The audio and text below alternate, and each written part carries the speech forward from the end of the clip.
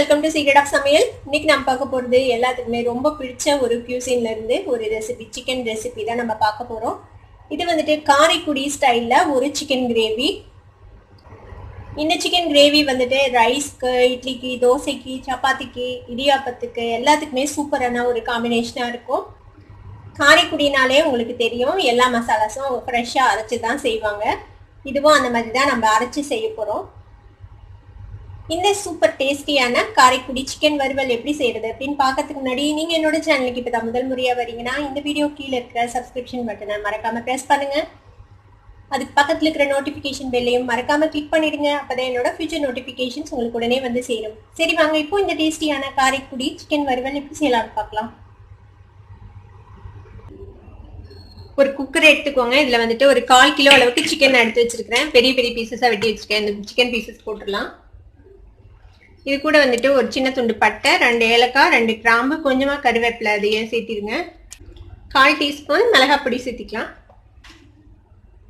உப்பு தேவையான அளவுக்கு சேர்த்திக்கோங்க. அப்புறமேட்டு பத்தலைன்னா நம்ம அப்புறம் கூட ஆட் பண்ணிக்கலாம்.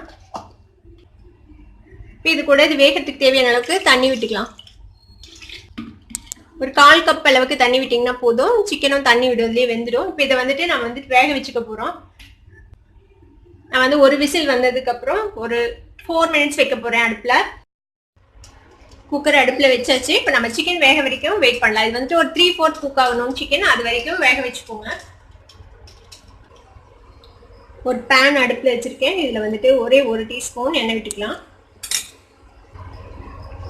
இது கூட ஒரு 3/4 டீஸ்பூன் அளவுக்கு மல்லி விதை, 1/2 டீஸ்பூன் அளவுக்கு சோம்பு, 3 வரமிளகாய் எடுத்திருக்கேன், 2 முந்திரி பருப்பு, ஒரு பட்டை, 2 கிராம்பு எடுத்திருக்கிறேன். இதை சேர்த்திங்க. இதுல இது நல்லா மணம் வர வரைக்கும் வறுத்துக்கலாம். நான் செய்யறது வந்துட்டு 1/4 கிலோ சிக்கனுக்கு அளவு. இது நீங்க அதிகமா போடுறீங்கன்னா நீங்க இதெல்லாம் குவான்டிட்டி இன்க்ரீஸ் பண்ணிக்கோங்க அதுக்கு தகுந்த அளவுக்கு. வறுபட்டுருச்சு மல்லி. இப்போ இது கூட ஒரு 5 சின்ன வெங்காயம் இந்த மாதிரி நறுக்கி வச்சிருக்கேன், 2 இது கூடவே தேங்காயும் ஒரு டேபிள் ஸ்பூன் அளவுக்கு எடுத்து வச்சுட்டு அதையும் சேர்த்திடுங்க. இது இதோட சேர்த்து நல்லா வதக்கிக்கலாம். இது லேசா வதங்கினா போதும். இது கூட கொஞ்சமா கொத்தமல்லி தழை எடுத்து வச்சிருக்கிறேன், அதையும் இதோட சேர்த்திடுங்க. எப்போதும் சொல்ற மாதிரி நம்ம அரைக்கிறதுக்கு யூஸ் பண்ணும்போது இந்த மாதிரி கொத்தமல்லி தழை காம்போடையே யூஸ் பண்ணுங்க. காம்பு வந்துட்டு ரொம்பவே நல்லது உடம்புக்கு. இதையும் சேர்த்து இதோட வதக்கிடுங்க.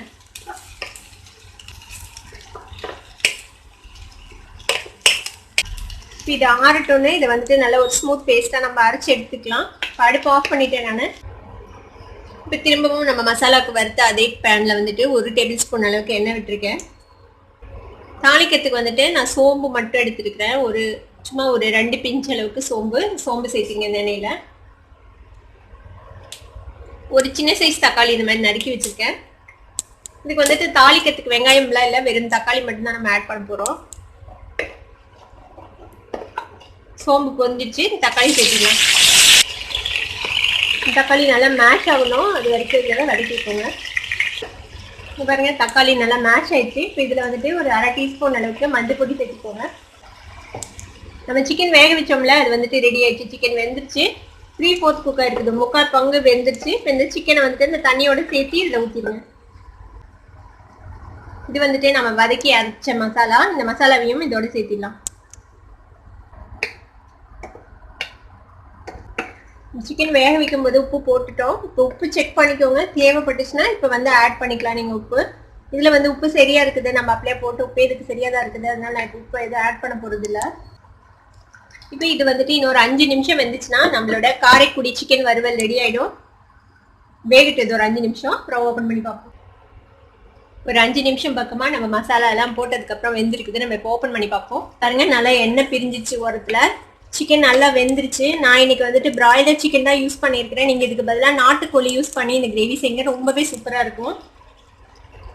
நான் இந்த அளவுக்கு கிரேவியோட நான் இதை இறக்கிட போகிறேன். நீங்கள் வந்து உங்களுக்கு தேவைன்னா இன்னும் கொஞ்சம் ட்ரை பண்ணிக்கலாம், இன்னும் நல்லா ட்ரையாக வறுவலாக பண்ணிக்கலாம். இல்லை இன்னும் தண்ணியாக வேணும்னாலும் நீங்கள் பண்ணிக்கலாம். உங்களுக்கு எப்படி விருப்பமோ அந்த மாதிரி வச்சுக்கலாம். இப்போ இதுக்கு மேலே நம்ம கொத்தமல்லி தழை தூவிடலாம்.